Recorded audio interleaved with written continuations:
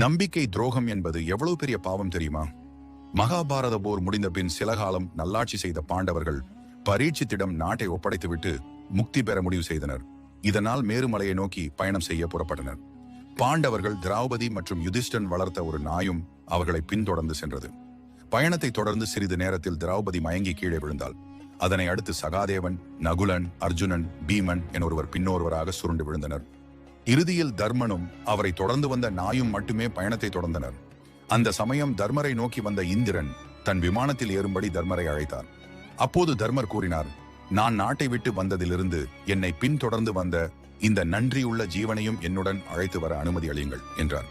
இந்திரனோ நாய்கள் இழிப்பிறவிகள், சொர்க்கம் வர தகுதியற்றவை என நாயை விமானத்தில் ஏற்ற மறுத்துவிட்டார். அதற்கு தர்மன் கூறினார், ஐயனே, கொடிய பாவம் என்பது அடைக்கலமாக வந்தவரை காப்பாற்றாமல் இருப்பது, பெண்களை கொள்வது, நல்லவர்களின் பொருளை அபகரிப்பது, நண்பனுக்கு தீங்கு செய்வது ஆகிய 4 கொடிய பாவமாகும்.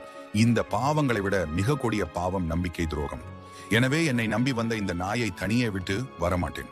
தனக்கு அப்படி ஒரு சொர்க்க வாழ்வும் வேண்டாம் என்றார் தர்மர். இது நாள் வரை தர்மரை தொடர்ந்து வந்த நாய் தர்ம தேவதையாய் உருவெடுத்து, தர்மரே, உன் பெருமையை உலகுக்கு உணர்த்தவே உன் பின்னால் நான் வந்தேன்.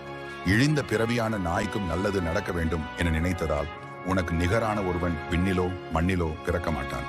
மனிதர்கள் இறந்த பின் அவர்களின் ஆன்மா மட்டுமே சொர்க்கம் செல்லும்.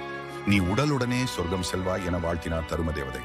நம்பிக்கை துரோகம் என்பதில் ஆண் பெண் என்ற பாகுபாடு கிடையாது. தன்னை நம்பி வந்த எந்த ஒரு ஜீவனையும் கைவிடுவதால் ஏற்படும் பாவமே மிக கொடிய பாவம்.